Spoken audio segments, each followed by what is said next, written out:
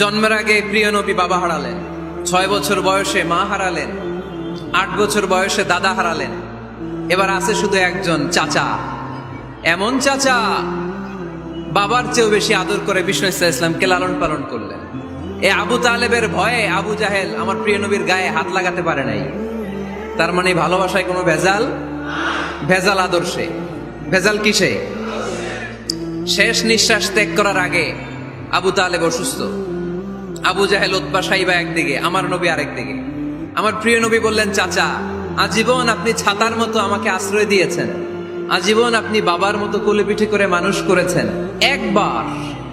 একবার শুধু আমার কানে কানে বলেন লা ইলাহা ইল্লাল্লাহ মুহাম্মাদুর, বাকিটা আমি আল্লাহর সাথে বুঝে নেব। কিন্তু আবু জাহেলও পাশে আছে না নাই? আবু জাহেল কয় না, আবু তালেব খবরদার, আজীবন